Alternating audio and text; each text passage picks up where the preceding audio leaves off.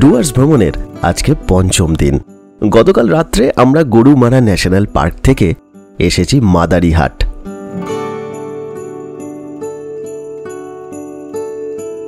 এবার আমরা জলদাপাড়া ন্যাশনাল পার্কের বিভিন্ন জায়গাগুলিতে ভ্রমণ করব। আজকে সবার প্রথমে আমরা যাচ্ছি প্রাচীন উপজাতিদের গ্রাম টোটোপাড়ায়।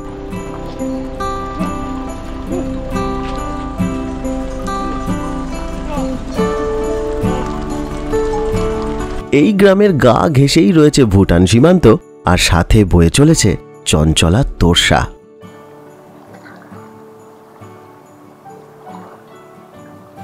এরপর এখান থেকে আমরা যাচ্ছি কোচবিহার। তবে তার আগেই প্রবেশ করছি গা ছমছমে চিলাপাতার গভীর জঙ্গলে।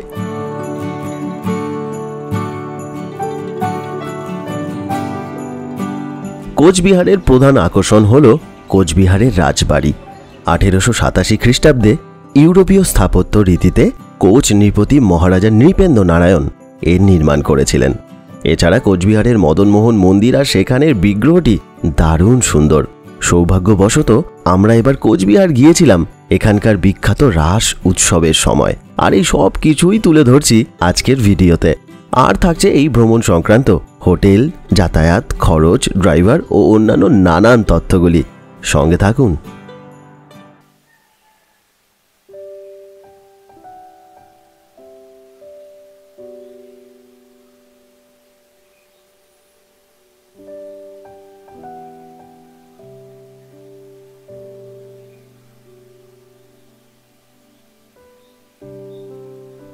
সুপ্রভাত। আজকে 30শে নভেম্বর বৃহস্পতিবার, ডুয়ার্স ভ্রমণের পঞ্চম দিন। আমি এখন আছি জলদাপাড়ায়।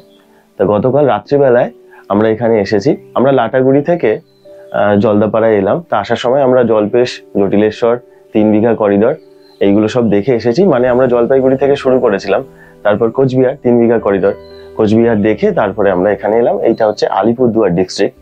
তা আমরা ভেবেছিলাম যে জলদাপাড়ায় আজকে এসে আমরা প্রথমে সাফারি করে নেব, জঙ্গল সাফারি করে তারপরে অন্যান্য যেসব জায়গাগুলো আছে সেগুলো ঘুরে দেখব। কিন্তু যেহেতু বৃহস্পতিবার, সেই কারণে জঙ্গল বন্ধ। এই জিনিসটা কিন্তু আপনারা মাথায় রাখবেন যে গরুমারা এবং জলদাপাড়া এইগুলো কিন্তু প্রতি বৃহস্পতিবার বন্ধ থাকে। আর যদি বক্সায় যান তাহলে প্রতি মঙ্গলবার এটা কিন্তু বন্ধ থাকে। তা আমরা কি করলাম, আমরা প্ল্যানটা চেঞ্জ করে দিলাম। আমাদের ফেরার দিন আমরা কোচবিহার থেকে ট্রেন আছে আমাদের। তা আমরা প্ল্যান চেঞ্জ করে আজকে সকালবেলায় আমরা যাচ্ছি টোটোপাড়ায়। টোটোপাড়ার দূরত্ব এখান থেকে 24 কিলোমিটার। যেহেতু রাস্তা একটু কোথাও কোথাও ভালো, আবার কোথাও কোথাও খারাপ, সেই জন্য ওই ধরুন 1 ঘন্টা 15 মিনিট সময় লেগে যাবে। আর এসে আমরা চিলাপাতা ফরেস্ট হয়ে চলে যাব কোচবিহার। তা কোচবিহারে এখন রাস মেলা চলছে। এটা একটা সৌভাগ্য যে আমরা এইবারে এলাম আর রাস দেখতে পারবো। তা আমরা কোচবিহার হয়ে তারপরে আবার এখানে ফিরবো, আর পরের দিন আমরা জঙ্গল সাফারিটা করে নেব। আসুন, আপনাদেরকে যে রিসর্টটা আছি সেই রিসর্টটার নাম হচ্ছে গাছবাড়ি রিসর্ট। তো সেটা আপনাদের দেখাবো। তার আগে একটা জিনিস দেখিয়ে দিই। ঠিক আমরা যেইখানটায় আছি, এইটা দেখুন, এটা কিন্তু হলং নদী। এই যে শীতকাল বলে এখন না সকালবেলায় জল দিয়ে কিন্তু ধোঁয়া ধোঁয়া বেরোচ্ছে, আর ওই দিকটা পুরোটা ফরেস্ট। তা সম্ভাবনা কতটা বলবো, ধরুন 20% আছে যে কিছু জীবজন্তু, বন্যপ্রাণ আপনি এখানে দেখতে পাবেন। ওই দিকটা পুরো ঘন জঙ্গল। তা মাঝে সাঝে হয়তো এদিকে চলে আসে, যেহেতু একটা লোকালিটি, সেই কারণে মানুষের আওয়াজে তো অতটা আসে না। এই ময়ূর ডাকছে, এক্ষুনি ময়ূর ডাকলো। তা পরিবেশটা সুন্দর, মাঝে সাঝে সম্ভাবনা থাকে যে কিছু আসে, তবে হাতি আসে। ওদের তো কোনো ঠিক নেই, ওরা তো সবসময় যেখানে সেখানে চলে যায়। আর যখন পেট্রোলিং হয় জঙ্গলের, তো সেই সময় ওরা পেট্রোলিং করে নদী আরামসে পার করে দেয়। আমরা লাস্ট বার দেখেছি একটা হাতি এই নদীটা, মানে ছোট অল্পই তো জল, পার করলো, এখানে একটা পা রাখলো, চলে গেল। আসুন আপনাদের রিসর্টটা দেখিয়ে দিই। এই গাছবাড়ি রিসর্টের পরিবেশটা কিন্তু খুব ভালো। এখানে কি করেছে ওরা, দুদিকে কটেজ গুলো বানিয়েছে, আর এই উপর দিকে সব হচ্ছে শিমুল গাছ এইগুলো। তাই পরিবেশটার জন্য কিন্তু বড্ড সুন্দর লাগে এইটা। আবার যেহেতু ওই দিকটায় জঙ্গল আছে, একটু নদী আছে, এখানে একটা মন্দির আছে, তো এইটার জন্য পরিবেশটা বড্ড সুন্দর লাগে। তো এখানে রেট হচ্ছে, দুধারেই কটেজ আছে, এদিকেও এদিকেও। রাত্রিবেলা বেশ সুন্দর আলো জ্বালায়, ভালো লাগে রাত্রিবেলায়। আর সেই সময় ঝিঝিগুলো ডাকে তো ভালো লাগে। তাই এনাদের রেট হচ্ছে আমরা বুক করেছি 1500 টাকায় পার ডে। আর যখন একটু সিজন হয় না তখন কিন্তু এনাদের রেট অনেকটা বেড়ে যায়, মানে 1800, 2000, এমনকি 2200 অব্দি রেট যায়। সেটা বড্ড বাড়াবাড়ি, এত রেটের কোনো মানে হয় না। আর তবে রুমগুলো পরিষ্কার, সবকিছু ঠিকঠাক আছে। আসুন আপনাদের রুমটা দেখিয়ে দিচ্ছি। আজকে আমরা ওই টোটোপাড়ায় যাবো, তো আপনাদেরকে আমরা মূর্তি নদী, তিস্তা নদী, জলঢাকা নদী, কুর্তি নদী, জর্দা নদী এইগুলো তো দেখালাম। আজকে আপনাদের একটা সুন্দর নদী দেখাবো যার নাম তোরসা নদী।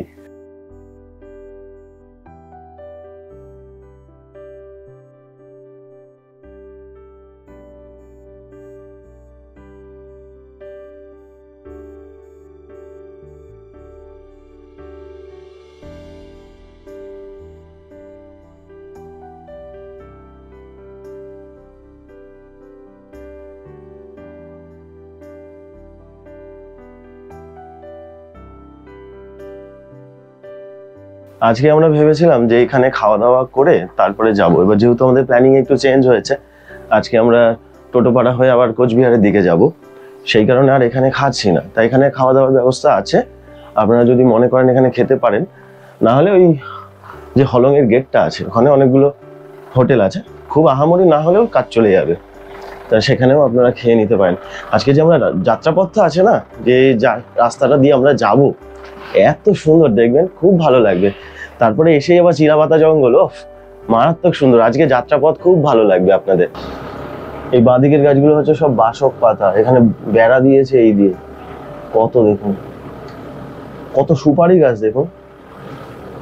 এখানে প্রতিটা বাড়িতে, প্রতিটা এলাকায় প্রচুর সুপারি গাছ থাকে।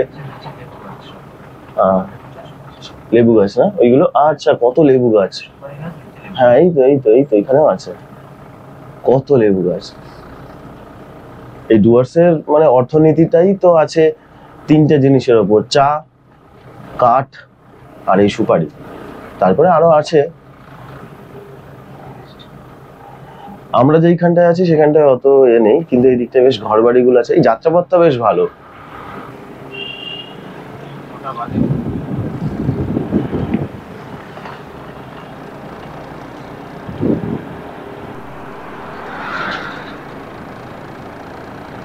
আমরা যেহেতু আজকে ব্রেকফাস্ট করে বেরাইনি, সেই কারণে আমরা বলি যে কোনো একটা জায়গায় রাস্তায় করে নেবো। তা এত সকালবেলায় দোকান তো কোথাও খোলা নেই। এখানে দেখলাম বেশ সামনেই পরোটাগুলো ভাজছে, আলুর তরকারি দিয়েছে, আর এটা মনে হয় স্কোয়াশ। না খেলে বুঝতে পারবো না। না, এটা স্কোয়াশ। দাদা, ও দাদা, ফুলকপি। হ্যাঁ, ফুলকপি কোথায় দেখি? এটা কি? আর ওইগুলা? ও বড়দা, এর মধ্যে কি স্কোয়াশ আছে? স্কোয়াশ দিয়েছো? আচ্ছা, ওই জন্যই ভালো লাগছে।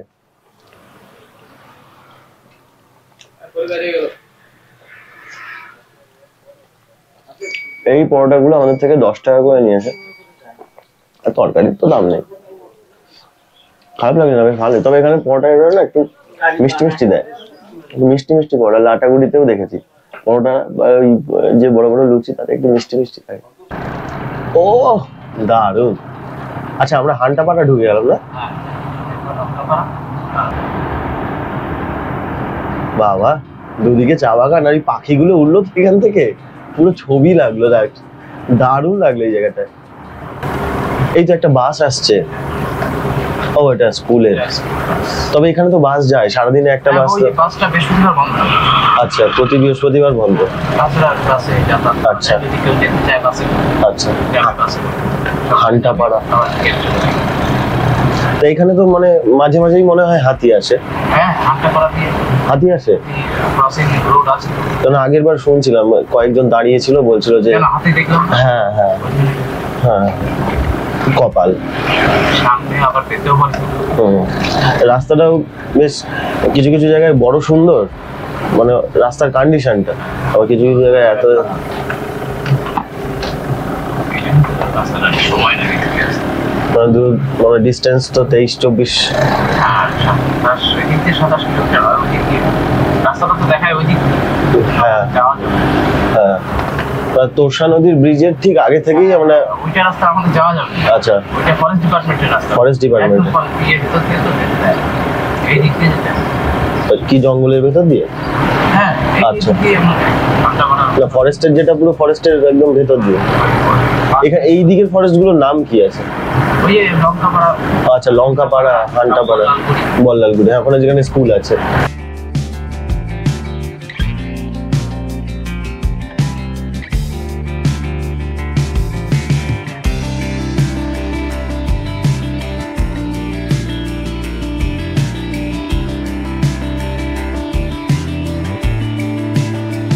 আর ওদিকের মানুষ তো ওই পশুপালন, চাষবাস। ওই 3টে মাস আসে না এদিকে। আমি সব দিন যে জল থাকে ওরকম না। এই ধরো 5-7 দিন কষ্ট হয়, 5-7 দিন, 8 দিন, 10 দিন এরকম কষ্ট। যখন হু করে বৃষ্টিটা হচ্ছে সেই সময়। জলটা কমে গেল আবার কাটা শুরু হয়ে গেল। আমার মনে হচ্ছে ডান দিকেরটাই রাস্তা।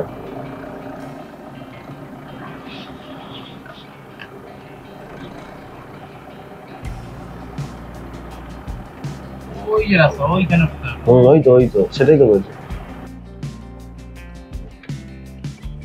এইটা নাকি একটা জলজান্ত নদীর ওপর দিয়ে যাচ্ছে, হ্যাঁ? রজন্ত না, সত্য না। আচ্ছা ওইখানে হাতির যে ওই পটি পড়ে আছে দেখছি, ওটা বেশ অনেক দিনেরই। এই না হলে শুকনো হবে না, 2-3 দিনের। মানে এখান থেকে নদী পারাপার করে ওটা। হয়তো একদম সকালের দিকে যায় বা হয়তো রাত্রির দিকে, বিকালের দিকে। হাতির মুভমেন্টই হয় আচ্ছা। রাতের বেলায়, আচ্ছা। সন্ধ্যে বেলা থেকে রাতের বেলায়, না হলে ভোরবেলা। আচ্ছা। যত অ্যাটাক হয় এই সময় হয়। ও দিনের বেলায় কখনোই দেখবে না হাতি, হুম চুপচাপ থাকে, যদিও দেখা যায় হুম। চুপচাপ একটারে যায়। হ্যাঁ, আমরা আগেরবার বক্সাতে বিকেল বেলাতেই সব আওয়াজগুলো পাচ্ছিলাম ওদের। বাবা, এইবার আবার রাস্তাটা ভালো।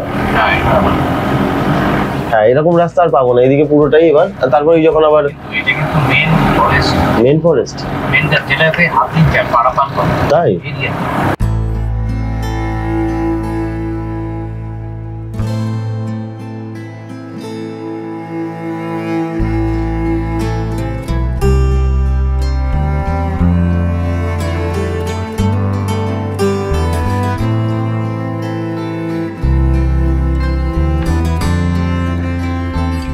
এখানে সব এই হাতি দেখার জন্য না ফরেস্টের লোকেদের এরকম করে রেখেছে, গাছের ওপরে বাড়ি করা আছে। এই পুরো জঙ্গল, গোটা রাস্তা আমরা অনেক হাতির পটি দেখলাম। এই ধান পাকছে তো, এই সময়টায় ওদের মুভমেন্টটা একটু বেড়ে যায়। এই ধান খেতে কিন্তু অনেক ময়ূর আছে। ওইদিকে পাহাড়গুলো সব ভুটানের।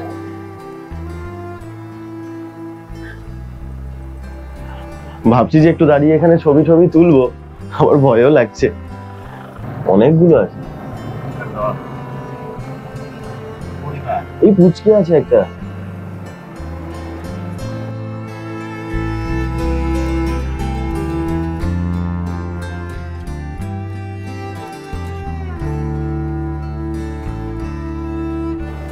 ও এটা আলিপুর কোট, কোচবিহার। না, আলিপুর কোটের গাড়ি।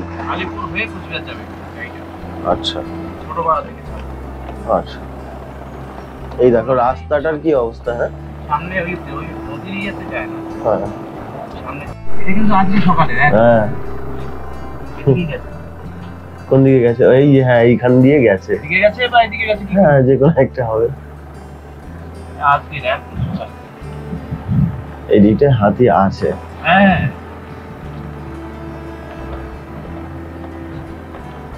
এই সময় বাপ দেখ এইখানটা কত আছে। আজকে সকালে দিয়ে যাবো। হ্যাঁ কাঁচা, এখনো কাঁচা, অনেক আজকে সকালে।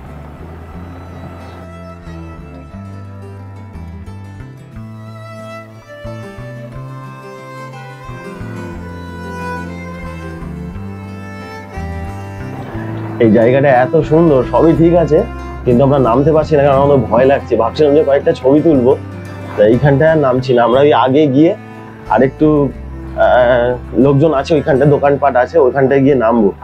যেভাবে হাতির পটি দেখছি তা আমি বলি যে না থাক, নামবো না। গাড়ি থেকে আমরা একটু কিছুক্ষণ ওয়াচ করলাম চারপাশটা, তারপরে আমরা এখন চলে যাচ্ছি। এখানে না এই মোটামুটি ওই যে এসএসবির যে পোস্টটা দেখলেন বল্লালগুড়ি, তারপর থেকেই ওই মানে রাস্তাটা এই রিভার বেডটা পুরোটাই, এটা কিছু করার নেই। তো বর্ষার সময় এত পাহাড় থেকে জল নামে, তো পুরো একদম পাথর ঠাথর এইসব করে একদম খারাপ হয়ে যায়, সারায় আবার খারাপ হয়, কিছু করার নেই।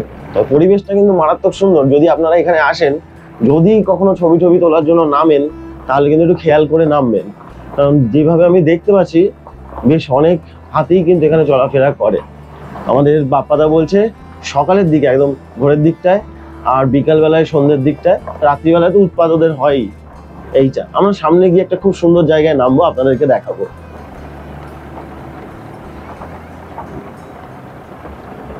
আমি যখনই ডুয়ার্স বেড়াতে আসি, তখনই এই জায়গাটা, ঠিক যেই জায়গাটা আমি দাঁড়িয়ে আছি, এই জায়গাটা আমার বড় টানে। মানে এই জায়গাটা বাদ দেওয়া যায় না। এক তো এখানে জঙ্গল, আর এখানে এই চারপাশের প্রকৃতি। ওই যে ওই দিকটায় দেখা যাচ্ছে অনেক দূরে তোরসা নদী, আর এখানে আরো একটা নদী আছে যার নাম হচ্ছে হাউড নদী। এই দুটো নদী এখান থেকে যাই, ঠিক ওই নদীরই বেডে দাঁড়িয়ে আছি। তা বর্ষার সময় পাহাড় দিয়ে জল নামে, তো পুরো এখান থেকে বয়ে যায়, রাস্তাটা এরকম হয়ে যায়। আসল ভিউটা কিন্তু এইখানটায় নয়, আসল ভিউটা হচ্ছে এই পিছন দিকটায়। অপূর্ব। ওই যে পাহাড়গুলো দেখছেন না, ওই উপাসটাতেই ভুটান। মোটামুটি দেখুন, টোটোপাড়া যদি আমরা দেখি হিসাব করে, তাহলে এই হলাপাড়া, হান্টাপাড়া, ওই হান্টাপাড়ার পর থেকে মানে লঙ্কাপাড়া, বল্লালগুড়ি, ওইখান থেকেই মোটামুটি টোটো উপজাতিদের দেখা যায়। আর সেই উপজাতিদের থেকেই এই জায়গাটার নাম হয়েছে টোটোপাড়া। আমরা ওই উপরটায় যাব, তা উপরটাই হচ্ছে মেন ভিউ পয়েন্ট। ওইখান থেকেও সুন্দর লাগে, তবে এইখান থেকে সব থেকে সুন্দর লাগে।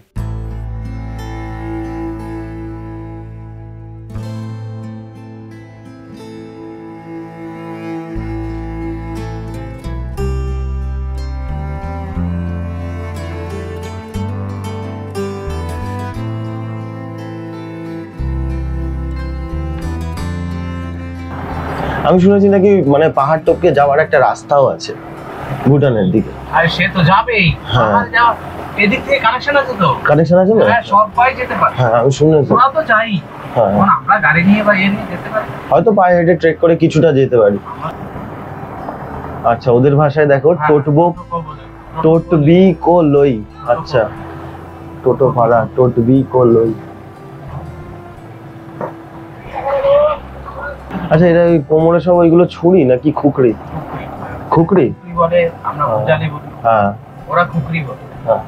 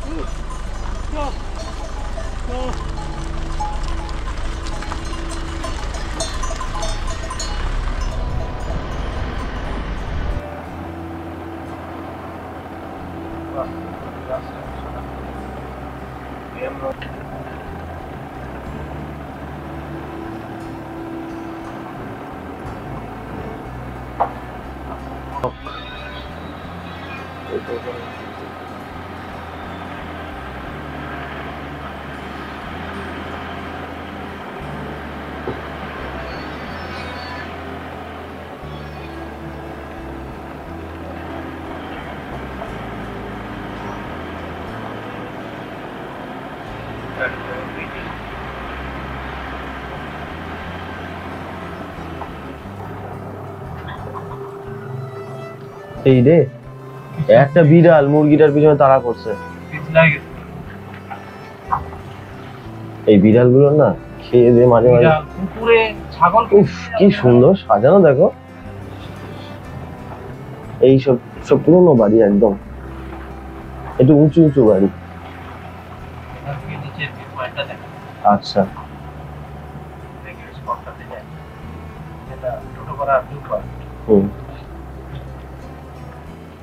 অনেক বছর আগে আসছে।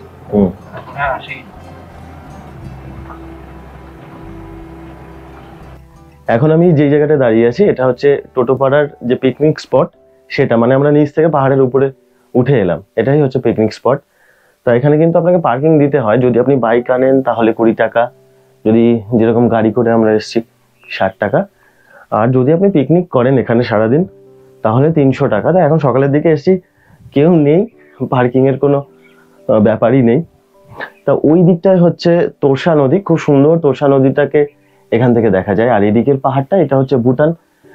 তা এখানে যারা ছিলেন তারা ওই ওদিকের পাহাড়ে চলে যেতেন, ট্রেকিং এর রাস্তা আছে।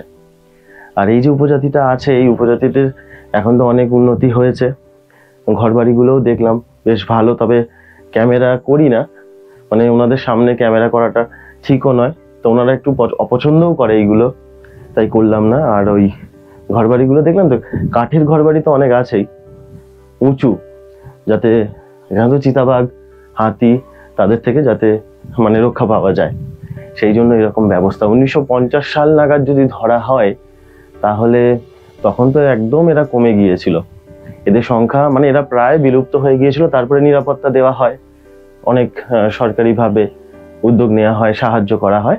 তো আস্তে আস্তে ধীরে ধীরে এই 2001 সালে যে শেষ গণনা হলো তাতে এদের সংখ্যা হচ্ছে ওই 1184 জন।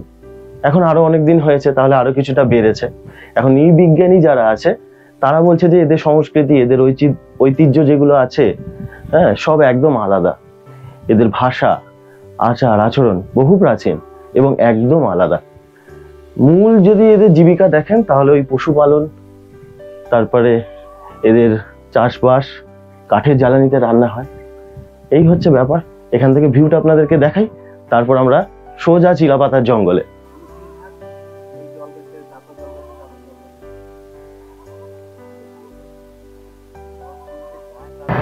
টোটো ভাড়াকে আমরা ছেড়ে দিলাম, তা এখন আমরা ওই মেন রোডে উঠে গেছি। এই রাস্তাটা সোজা চলে গেছে আসামের দিকে। তা আমরা প্রথমে কি করছি, এখান থেকে হাসিমারার দিকে যাচ্ছি। ধরুন ওই যে টার্নিংটা থেকে আমরা মেন রোডে উঠলাম, হাসিমারা ধরুন প্রায় 10 কিলোমিটার, আর তার থেকে আরো 2 কিলোমিটারের মতন গেলে তারপর আমরা ডান দিকের যে রাস্তাটা, সেই রাস্তাটা ধরলে চিলাপাতা জঙ্গলে প্রবেশ করব। আবার চিলাপাতা জঙ্গল সেটা প্রায় 21 কিলোমিটার। তো যদি সকালের দিক হয় বা যদি বিকালের দিক হয়, সন্ধ্যের দিক হয়, সেই সময় বন্যপ্রাণ দেখার সম্ভাবনা অনেক বেশি থাকে। এখন কতটা কি দেখতে পাবো জানি না, তবে যে জঙ্গলটা পাবো, যে রাস্তাটা পাবো, যে সবুজের যে ছোঁয়াটা পাবো, সেটাই যথেষ্ট হবে। এইবারে যে নদীগুলো পড়বে তার মধ্যে অন্যতম নদী হচ্ছে তোরসা নদী। সামনে তোরসা নদীর ব্রিজ আসছে। নদীটা কিন্তু খুব সুন্দর, হয়তো জল কম আছে এখন, এই সময় তো একটু কম থাকে।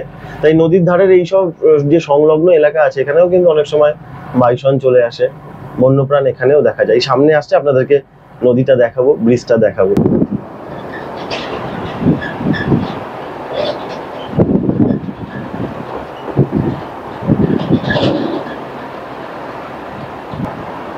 ভালো জল আছে, ভালো জল আছে, পরিষ্কার জল পুরো। আমরা থাকতে পারলাম না, ঠিক আছে, আমরা নেমে গেলাম। তা আমার বাপ্পাদাকে বললাম যে বাপ্পাদা, এত সুন্দর জল যাচ্ছে, মানে তোরসা নদীকে এত কাছ থেকে দেখিনি। জলঢাকা নদীকে আমরা অনেকবার দেখেছি, কিন্তু এইভাবে আমরা দেখিনি। বাপ্পাদা বলে যাও তাহলে মন্দিরের পাশ দিয়ে একটা রাস্তা আছে, যাও একটু নিচ থেকে দেখে এসো। জল এত পরিষ্কার এখানে, আমরা আর থাকতে পারলাম না। মন্দিরে আমরা পরে আসবো, আগে নদীটা দেখে আসি। দারুণ সুন্দর, দারুণ। ওই পাহাড় দিয়েই তো আমরা এলাম। ওরে বাপ রে বাপ, জল দেখুন পুরো কাঁচের মতন জল। আমাদের ড্রাইভার দাদাটা এত ভালো না, মানে আমরা একটু এই পাগল টাইপের, তো আমাদেরকে ওই জন্য নিয়ে আসছে। আরো হয়ে যাবে, আজকে আমাদের কোচবিহারই যে যাওয়ার আছে, রাস্তা অনেকটাই।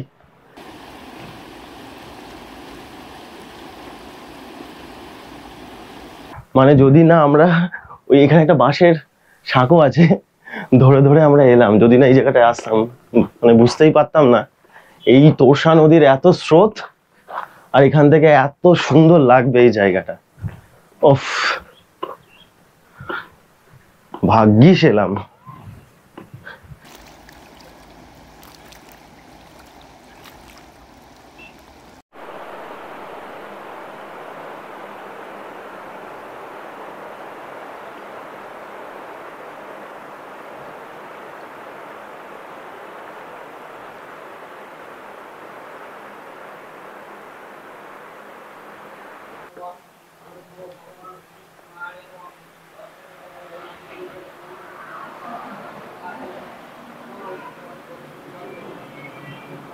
মাত্র 18 কিলোমিটার গেলে ভুটান বর্ডার।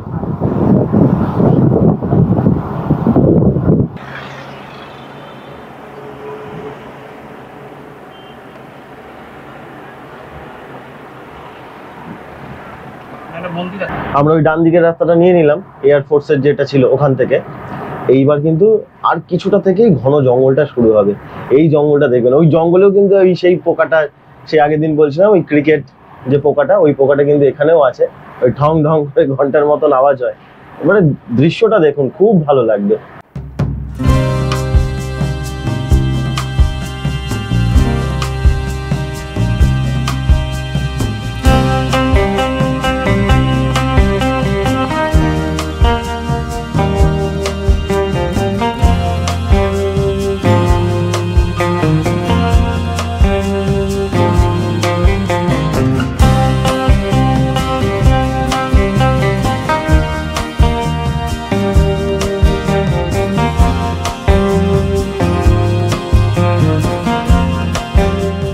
আমি এর আগের বারে এসেছিলাম, তখন আমি দেখেছি যে এইটা, আর এইখান থেকে আমি একটা হাতি বেরোতে দেখেছিলাম, মানে পোষা হাতি এই জায়গাটা থেকে। হ্যাঁ হ্যাঁ, কুনকিয়াতে। ও এইবার দেখ, আকাশ দেখা যাবে না এইবার। ওহো,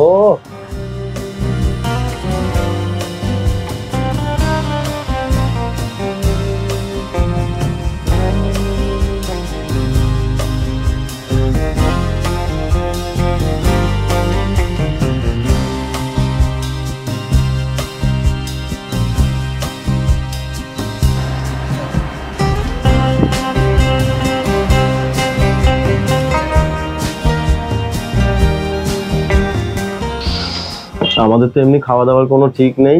এই জবে থেকে আমরা এসেছি, একমাত্র মানে গাজল ডোবাতে আমরা যেদিন গিয়েছিলাম সেদিনই যে আমরা একটু সময় খেয়েছিলাম, বলো।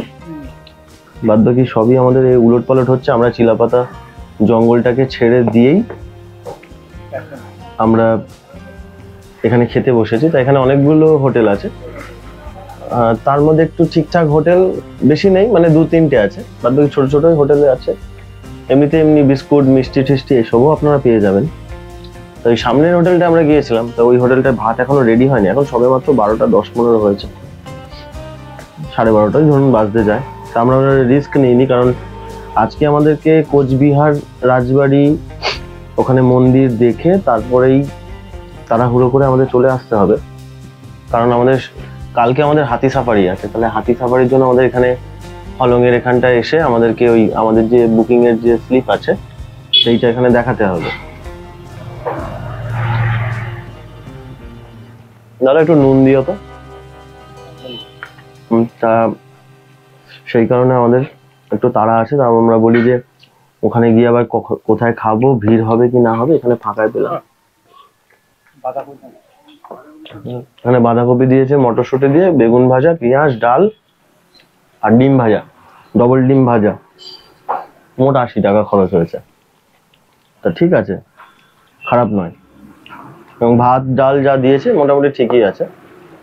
এবার ভালো হোটেল যদি আপনারা খান, ভালো খাবার যদি আরো খেতে চান, সেইটার জন্য ভালো হবে কোচবিহার থেকে যদি আপনারা খান, রাজবাড়ি সংলগ্ন এলাকায় অনেক ভালো ভালো হোটেল আছে, বড় বড় হোটেল আছে, সেখান থেকে খেয়ে নিতে পারেন। চিলাপাতা থেকে কোচবিহার রাজবাড়ি তাও এখন ঘন্টা 1.5 সময় লেগে যাবে।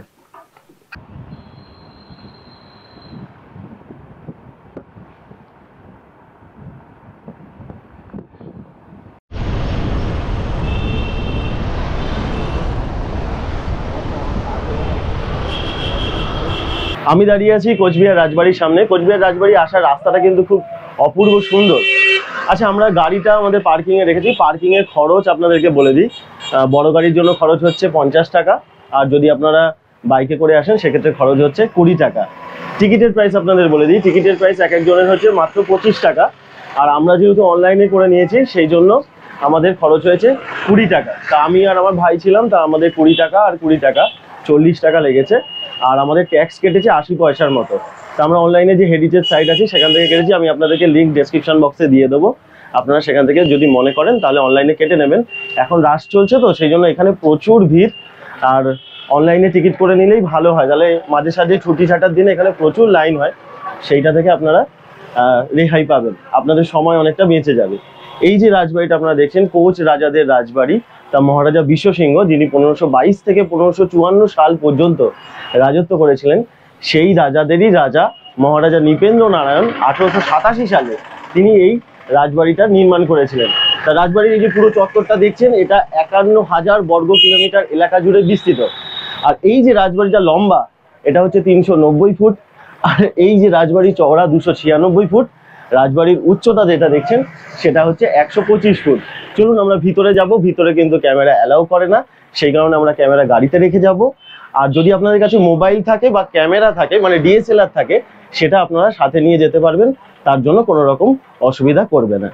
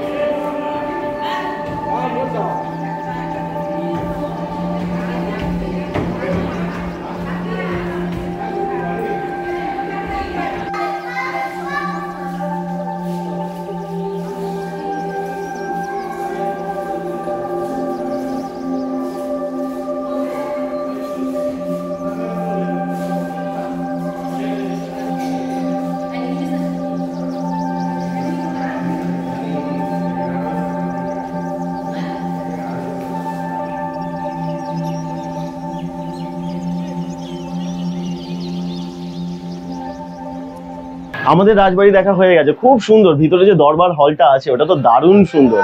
তা মিউজিয়াম আছে ভেতরে, তার জন্য আলাদা করে আপনাদের টিকিট করতে হবে না, আপনাদের যে এন্ট্রি টিকিট তাতেই আপনাদের সব হয়ে যাবে। দারুণ সুন্দর। এইটা যেটা রাজবাড়িটা তৈরি করা হয়েছে, এটা ইট দিয়ে তৈরি করা হয়েছে। আর যে ব্যাকিংহ্যাম প্যালেস আছে, সেই ব্যাকিংহ্যাম প্যালেসের অনেকটা আদলেই এটাকে নির্মাণ করা হয়েছিল। আচ্ছা, এখানে একটা খুব সুন্দর মন্দির আছে যেটার নাম হচ্ছে মদনমোহন মন্দির। তা মন্দির যাওয়ার জন্য আমাদের গাড়ি যেত, যেহেতু এখানে এখন রাস উৎসব চলছে, সেই কারণে কিন্তু গাড়ি এখন যাবে না।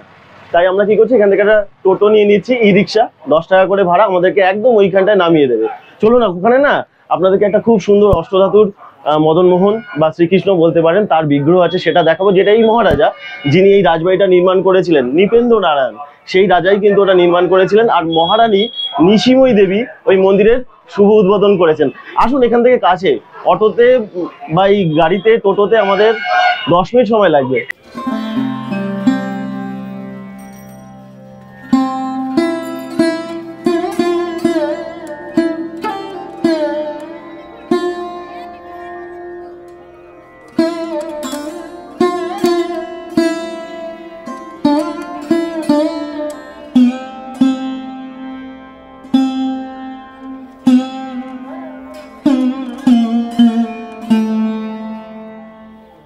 ভ্রমণ সংক্রান্ত বিভিন্ন জায়গার ভিডিও আমি তৈরি করি। যদি আপনাদের এই ধরনের ভিডিও ভালো লাগে, চ্যানেলের সঙ্গে থাকতে পারেন, চ্যানেলটিকে সাবস্ক্রাইব করতে পারেন। অনেক ধন্যবাদ আপনাদের মূল্যবান সময় দেওয়ার জন্য। খুব ভালো থাকবেন, দেখা হচ্ছে পরের পর্বে।